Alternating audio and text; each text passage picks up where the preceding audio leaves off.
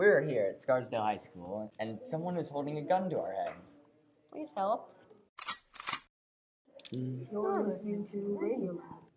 On NPR. For the last time, we're not national, we're not public, and we're barely even radio. On Scarsdale Private Radio.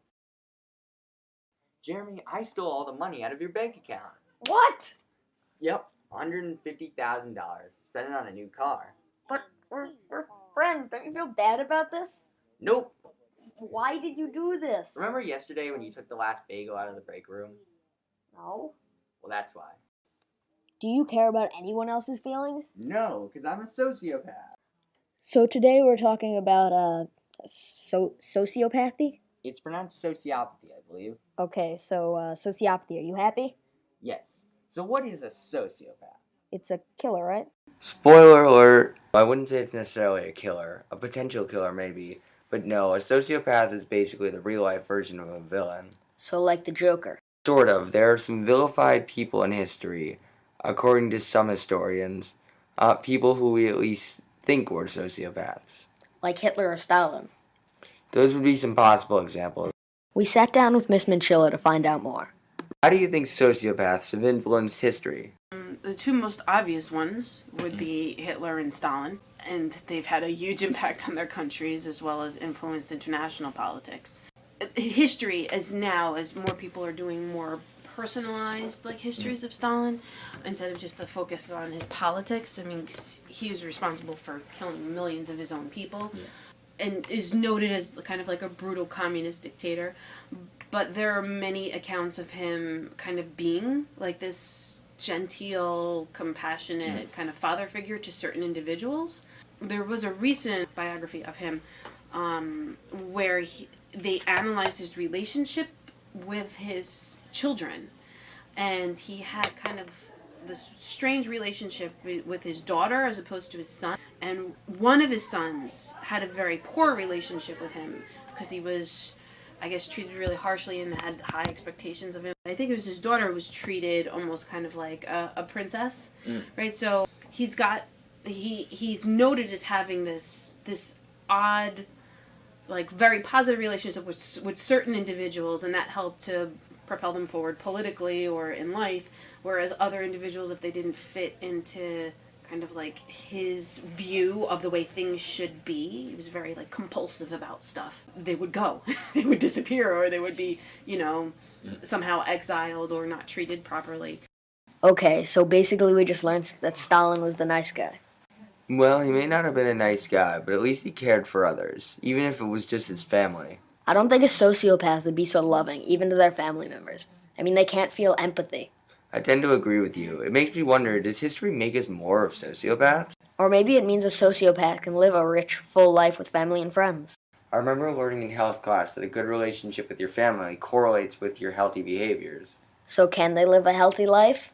Let's see what a health professional had to say. So you think a sociopath might be like abusive in a relationship, or abusive mentally, potentially, especially because they manipulate people. It's not as if like they are working from like the same playing field as everybody else.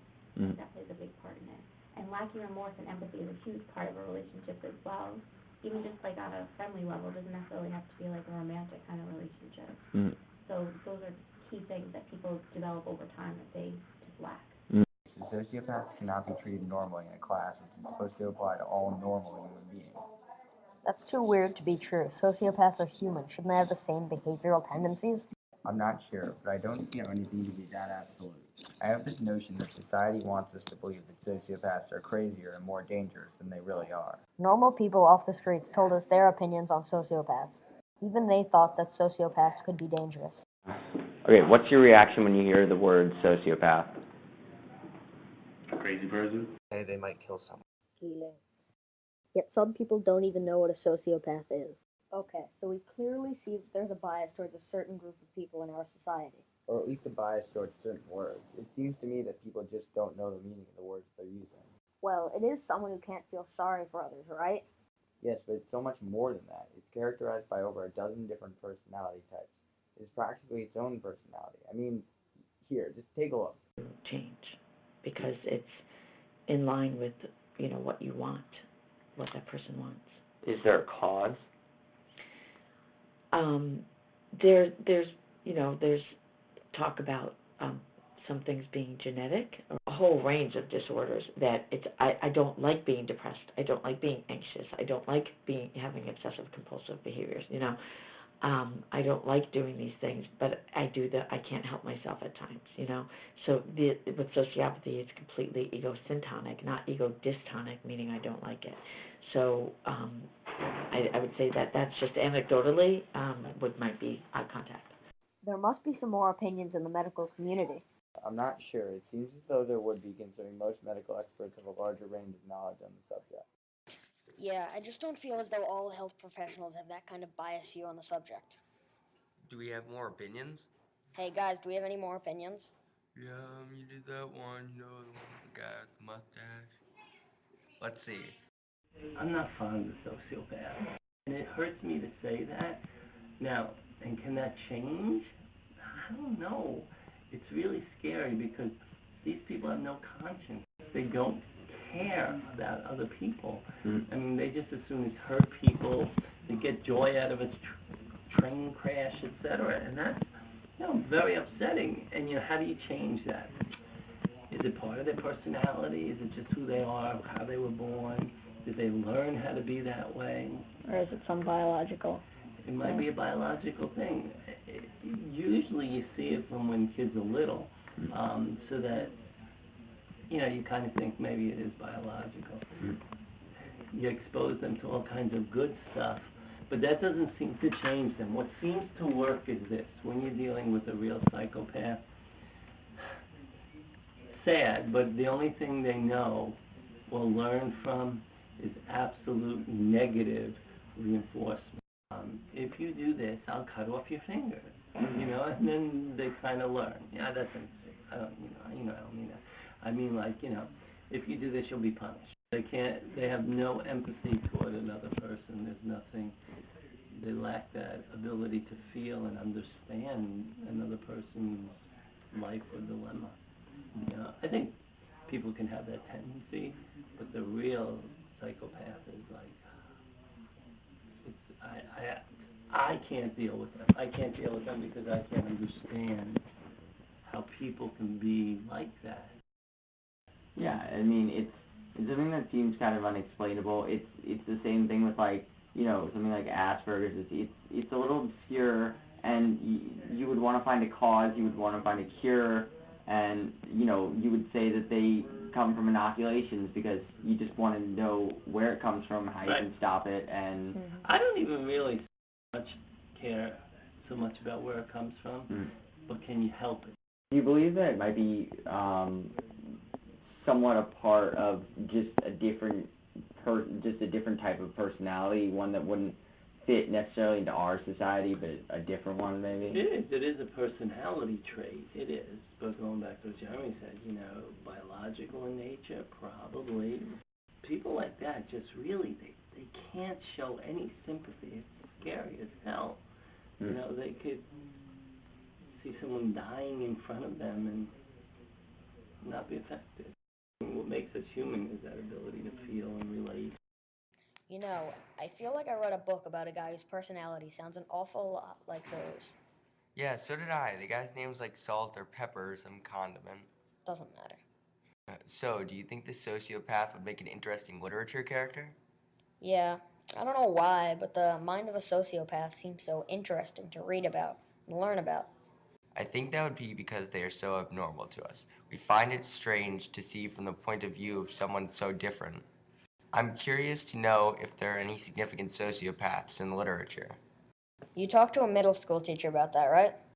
Yeah, she should help us with the theory.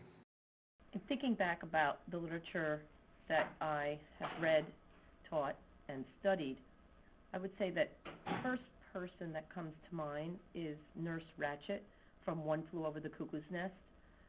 She's maniac in her behaviors at a mental institution.